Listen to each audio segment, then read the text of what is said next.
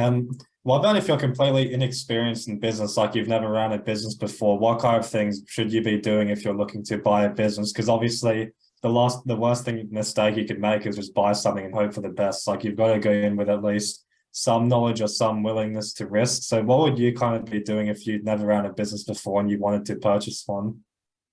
Yeah, okay. So you can always get, so most people go, running a business is, it's about the accounts and about the numbers. Look, yeah, it is. But one of the biggest things is you can get people to help you with that, right? Find a decent bookkeeper, find a decent accountant, that sort of stuff. Go and do, there's courses that you can do now online through some of these, Udemy and all these sort of other bits and pieces that can do introductory basics to business.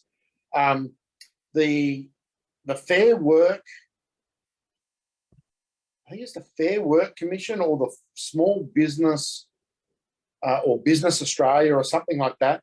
One of those has a weekend course in how to start and operate a business. Okay, it's very basic stuff, but it'll get your mind twigging, and it's free. You can sign up and go do it. The government also has a whole heap of stuff. If you go to, I think it's grants.industry, grants.industry.gov.au. Nope. Grants Australia Gov. What does it come up? It's called business.gov.au. So if you go to business.gov.au, right, and there's a whole section on support for businesses in Australia. Guides to help your business. This is it here, right? Voila. Can you see that on there? Right? And there's a whole heap of stuff. Now, some of it's useless, but it tells you all the business basics that you need to know, like all the bits and pieces of how to run a business. Now, the majority thing about running a business is actually doing the thing that the business does. That's 90% of what a business is, right? Being able to be competent in producing the product or service that you do. The rest of it then is marketing and sales and all that sort of stuff. And a lot of that you can outsource. You can get people to help you with as you go and you creep and work yourself out. And the biggest thing to do, if you start a business, the first thing you do, it's the first thing I do with any business I take over. I get my digital team to make sure our Google business profile, right, I think it's GMB or whatever they call it now, is 100% accurate, has all the data, and it's got all green ticks from Google. Because most people, when they're looking for something these days, the first place they go is Google. Then the next place we do is we make sure we claim all our pages on Facebook. We claim all the business pages. We claim all the LinkedIn pages. And then we start propagating all the right material and information there because Google looks at that. And the more of that information got out there. So on the marketing side, that is the easiest way to start. And then it's just running the business. A lot of people get so hung up on business. You're doing it, or most people are doing it already. They've got a hobby. They've got something else. So they're actually doing it, half the time they're doing a business already. So and a lot of it's mindset change. Okay, now I'm going to make a living out of this. So I need to do these basic steps. And there's heaps of support out there, heaps of support. Yeah, and I like those tips, and some good books for that I was recommended when I was kind of starting out was the E-Myth. That was the number one book because that's all about automating your business and not making it dependent on a person. You want to make it dependent on systems rather than specialists or people. So the E-Myth is number one. And the other book that I've heard a lot of before is The Profit Principle by Petith. So I've actually started reading that, and that's a great book for business, The Profit Principle. So I'll type these in the chat just for those of you that are interested in it. Email. Yeah. But basically, I'll just mention something on what you said there before, because I thought it was a really good point that most people are already doing business. Because one thing the profit principle says in the mindset around business is that most people are actually already using their skill set, but the only difference between putting that into a business compared to a job is that they're getting paid for their skill set by an employer as compared to getting paid for their skill set directly from the customer. That's the big difference in business, is that rather than getting paid by an employer for your skill set, you're instead getting paid directly from the client or customer. Yeah, 100%. So did you have any other final tips or comments you want to share on starting a business, or when you purchase it, or start it from scratch before we move on? I would never start something from scratch. There's too many businesses out there that you can buy, you can take over, you can get hold of. We took over one just before Christmas, where the guy was going to give it up. He was going to shut it down at Christmas time. We got there just beforehand. We took over all his clients. We took over everything, and all it's costing us is 7% of gross of gross profit for the next. I think it's next 12 months. I'd do that deal every day. I couldn't fund a business in the current terms, for that sort of percentage rate.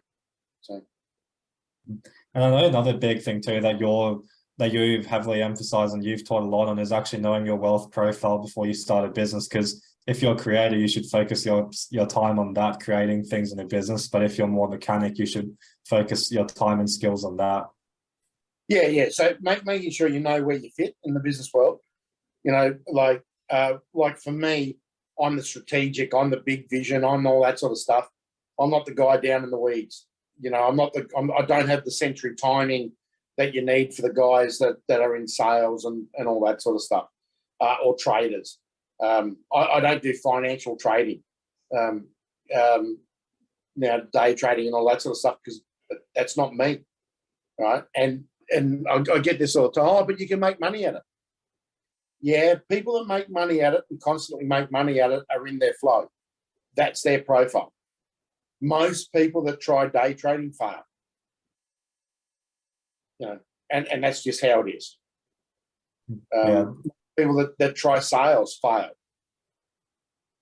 Yeah, and that's a great point, knowing your flow. But one thing I will say is, everyone, and I mean everyone, should know how to sell.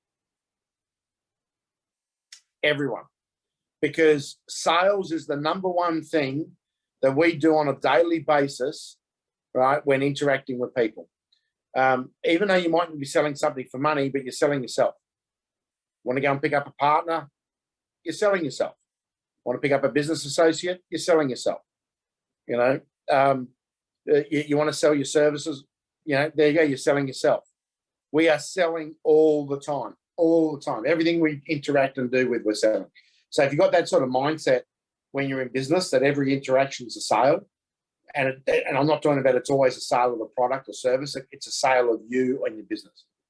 And that's a great tip, because sales tends to have a bad reputation. Like, a lot of people associate sales with scammers and with pushy type of people. But the biggest thing that helped me get my head around it, that someone said to me, is that you're doing sales every day. Like, when you're trying to convince a friend to go healthy, you're selling them into a healthy lifestyle. And then when you're trying to get someone to do an activity with you, you're selling them to be around you and all that. And like you said, when you're trying to get a partner, you're selling yourself to them. So everything is sales, and it's just getting your head around that and realizing that your product is important for people. One question that we do have here, and I actually am interested in this myself too, but this is going back to when we were talking about business startups and people who are looking to buy a business for the first or second time. But where do you actually find businesses for sale? Because obviously you can go there in person, but is there other alternatives to actually find businesses that are available for sale? Yeah, so like there's plenty of websites, buy, sell, biz, and there's business brokers, right? There's, just search business for sale in your area and you'll find a million of them. The way that I do it is, yeah, I get leads from business brokers. Some of the ones that come from business brokers, that deals are too hard to do because there's no real need from the seller to actually want to sell. Now, accountants, lawyers are very, very good leads for people that want to sell their business, because they're dealing with businesses all the time and they are always after. So if you've got an accountant, go to your accountant and say, hey, you know, I'm looking for a business to buy. Do you know of anyone that wants to sell? Simple as that. The other way of doing it is get a list of everyone in your area that you know that runs that business and send them a letter. Not an email, a letter. Write it up, send it in the mail, say, you know, are you interested in sell? If you are, call me. Or reply, contact me. That is probably one of the best ways that I have ever found a business for sale, is literally just reaching out and asking, is your business for sale?